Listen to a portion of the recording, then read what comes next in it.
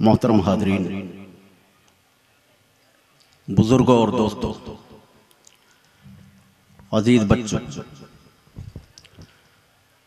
इफ़्फ़त माँ और बहनों, अस्सलामु अलैकुम व रहमतुल्लाहि व बरकातुहू।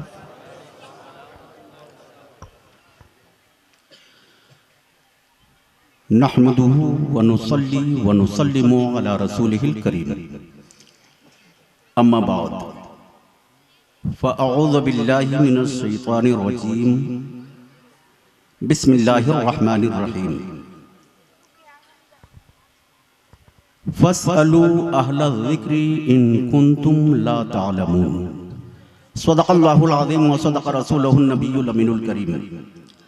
व नहनु अला ज़ालिका लमिनश शाहिदीन वश्शाकिरीन वल्हम्दुलिल्लाहि रब्बिल आलमीन।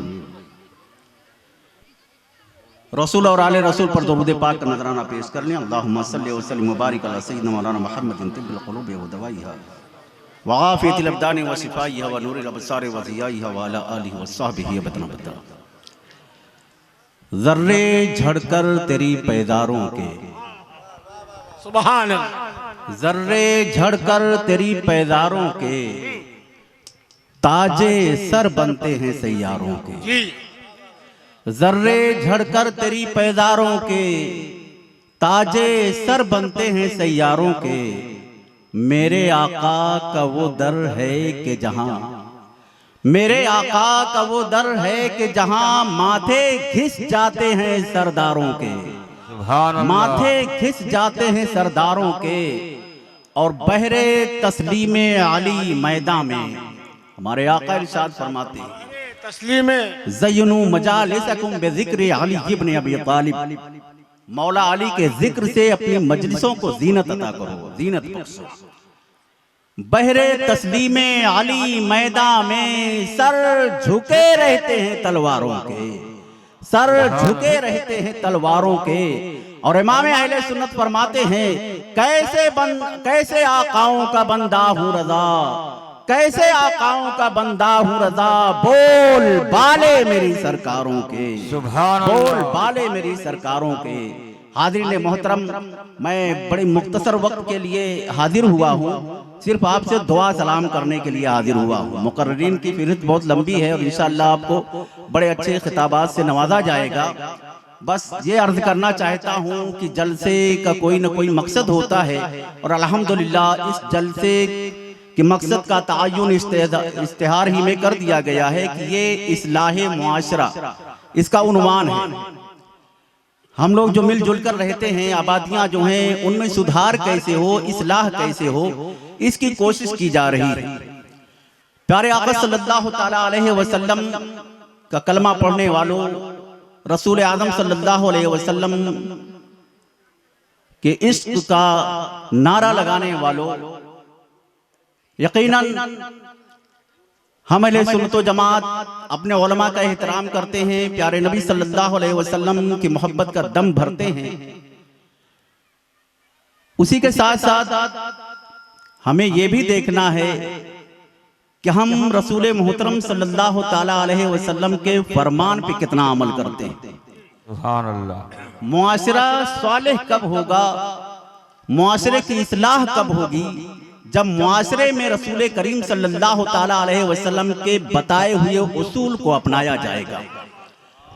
मैं सुन रहा था बार बार यहाँ से ऐलान करने वाले आप हजरात को आवाज दे रहे थे, आप लोग आइए, आपका जलसा है, आप आइए, आप नहीं आएंगे तो लेट होगा, ऐसा होगा वैसा होगा। ऐसा क्यों है? आपको नहीं आना रहता टाइम पे तो फिर जलसा सजाते क्यों? किस लिए बुलाते हैं उलमा इकराम को? अल्लाह का यह हुक्म है। एक मसल हर जगह मशहूर है, कम से कम हिंदुस्तान में, कि प्यासा कुएं के पास जाता है, कुआं प्यासे के पास नहीं जाता। ये उलमा इकराम की मेहरबानी है और उनका करम है कि आपकी आवाज पे लब्बैक कहते हुए वो आपके घरों पर, आपके घर के दरवाजे पर आकर रसूल कायनात सल्लल्लाहु अलैहि वसल्लम का फरमान सुनाते। और उसके लिए भी आप तैयार नहीं होते। क्या आप सब कुछ जानते हैं?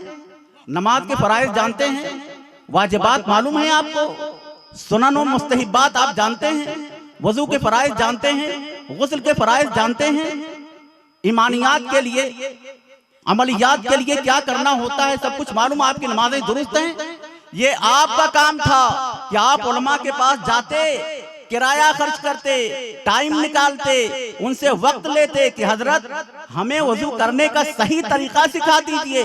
वो बताते, आप सीखते, उस पर अमल करते, फिर आपका वजू सही होता, आप नमाज के लिए जाते।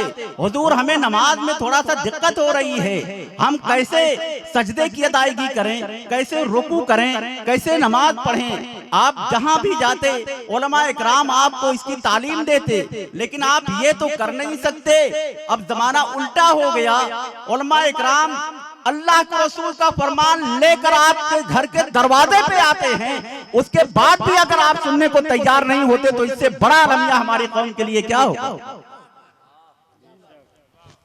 वाह वाह वाह। अल्लाह का ये हुक्म है, ये अल्लाह का फरमान है, फस्अलू अहल ज़िक्रि इन कुंतुम ला तालमून।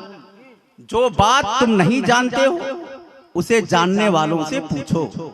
ये इनकी जिम्मेदारी नहीं है कि ये तुम्हें जा जाके बताएं, ये तुम्हारी जिम्मेदारी। अल्लाह ताला ने तुम्हें हुक्म दिया है कि तुम नहीं जानते हो तो जानने वालों के पास जाओ, वहां पूछो, वो तुम्हें बताएंगे, वो तुम्हें तालीम देंगे।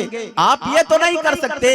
अब ये आपके दरवाजे पे बताने के लिए आते हैं, फिर तो सुनने के लिए तैयार हो जाओ। इस तरह मुआशरे की इस्लाह होगी। और अगर सिर्फ जलसा करने के लिए जलसा करते हो तो फिर ऐसे जलसे की कोई मकसद नहीं होता। यकीनन नाते रसूल सुनने का सवाब है, तकरीर सुनने का सवाब है, आयते करीमा सुनने का सवाब है, दुरूद पढ़ने का सवाब है, और सुभान अल्लाह कहने का सवाब है, नारा लगाने का सवाब है, चंदा देने का सवाब है। लेकिन सिर्फ इसी में सवाब नहीं है, सवाब उसमें भी है कि आप सही तरीके से वजू कर ले जाएं, सही तरीके से नमाज अदा कर ले जाएं। जब तक आप इसको अपने अंदर उतारने की कोशिश नहीं करेंगे, जब तक आपका ये उन्वान सादिक नहीं आएगा। इस्लाह मुआशरा कॉन्फ्रेंस हमने की, हम देखते हैं भाई भाई में झगड़ा है, पड़ोसी अभी हजरत ने फरमाया पड़ोसी पड़ोसी से ज्यादा लड़ा करते हैं, पड़ोसी तो थोड़ा दूर हो जाते हैं, सगे भाइयों में और झगड़ा हो जाता है। अल्लाह अकबर। माफ करने का जज्बा हमारे अंदर से निकलता जा रहा है, माफ करने का जज्बा। लोग कैसे भी हों, किसी भी पोजीशन में हो, अगर किसी से कुछ बात हो जाती है, अच्छा हम तुम्हें देख लेंगे, उस वक्त उनके पास पैसा भी हो जाता है, ताकत भी हो जाती है, पावर भी हो जाता है, सब कुछ हो जाता है। लेकिन अगर 10 रुपया दीन के काम में देना हो जाए, अगर मस्जिद में जाके फजर की नमाज पढ़ना हो जाए, तो ना उनके पास ताकत रह जाती है और ना मदद करने के लिए पैसा रह जाता है। सामने वाले कहते हैं हम तुम्हें देख लेंगे। यकीनन जब किसी से झगड़ा हो जाता है, जब किसी से लड़ाई हो जाती है, दोनों तरफ से होती है, मगर इस्लाम में माफ करने का जज्बा भी है। हमारे आका सल्लल्लाहु ताला अलैहि वसल्लम ने हमें यह भी सिखाया है कि तुम कुव्वत रखते हुए, कुदरत रखते हुए अगर सामने वाले को माफ कर देते हो तो अल्लाह तुमसे खुश हो जाता है, अल्लाह तुमसे राजी हो जाता है। हमारे नबी इरशाद फरमाते हैं जवां मर्द वो नहीं, जवां मर्द वो नहीं जो अपने गुस्से में आकर सामने वाले को पछाड़ दे, बल्कि जवां मर्द वो है कि गुस्से की हालत में अपने नफ्स पर काबू पा जाए। नारे तकबीर, नारे रिसालत, पैगामे इस्लाम जिंदाबाद, इस्लाह मुआशरा कॉन्फ्रेंस जिंदाबाद। हाज़िरीन मोहतरम, मैं ज्यादा कुछ नहीं कहना चाहता, हमारे उलमा तशरीफ लाए हैं, बस इतनी गुजारिश है कि आप इनकी बातें सुने और उसे अपने अंदर उतारने की, अपने अमल में उतारने की, अपने मुआशरे में उतारने की कोशिश करें। वरना सिर्फ सुन के अगर चले जाएंगे तो इससे कोई फायदा होने वाला नहीं। यकीनन सवाब आपको मिल गया, जलसे में आने का, उलमा की ज़ियारत का, सब कुछ सवाब लेकर जाएंगे, लेकिन मुआशरे को सुधारना है तो इनकी बातों पर अमल भी करना होगा। और ये बातें इनकी नहीं हुआ करती, बल्कि अल्लाह की बातें हुआ करती, रसूलुल्लाह की बातें हुआ करती। कोई अपनी बात अपने घर से कोई लाके नहीं कहता, बल्कि अल्लाह की बातें आपको बताई जाती हैं, रसूलुल्लाह की बातें बताई जाती हैं। और जब सारी चीजों का मकसद क्या, इस्लाह मुआशरा का, नमाज पढ़ने का, वजू करने का, हज करने का, सदका व खैरात करने का मकसद क्या है? ताकि हमारा रब हमसे राजी हो जाए, हमारा रब हमसे राजी हो जाए। सुन्नत रसूल को अपना लो। अभी हजरत ने मिसवाक का तज़किरा किया। हमारे आका सल्लल्लाहु अलैहि वसल्लम हम पर कितने करम, कितने करीम हैं, कितना करम फरमाते हैं। इरशाद फरमाते हैं, अगर मुझे मेरी उम्मत पर मशक्कत का ख्याल ना होता, अल्लाह अकबर, क्या मशक्कत है मिसवाक करने में। जैसे आप ब्रश करते हैं वैसे आप मिसवाक भी कर सकते हैं, लेकिन हमारे नबी सल्लल्लाहु ताला अलैहि वसल्लम फरमाते हैं, अगर मैं अपनी उम्मत पर मशक्कत महसूस न करता तो मैं उन्हें हुक्म देता कि हर नमाज के वक्त वो वजू करें तो वजू के वक्त मिसवाक किया करें। लेकिन हर वजू के वक्त मिसवाक ढूंढना एक मशक्कत की बात थी, इसलिए हमारे नबी ने इसका हुक्म नहीं फरमाया।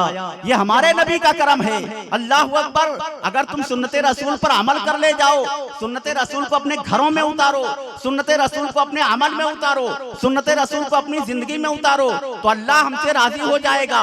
और उसकी रहमतें पुकार के तुमसे ये वादा करती हैं कि मोहम्मद से वफा तूने तो हम तेरे हैं। ये जहां चीज है क्या, लहो कलम तेरे। सुभान अल्लाह। लौहो कलम तेरे हैं। आपने अपने आप को समझा नहीं, अपने आप को पहचाना नहीं। मन आरफा नफ्सहु फक़द आरफा रब्बह। जिसने अपने आप को पहचान लिया उसने अपने रब को पहचान लिया। मैं इतनी गुजारिश करता हूं, मैं इसी पे अपनी बात खत्म करता हूं।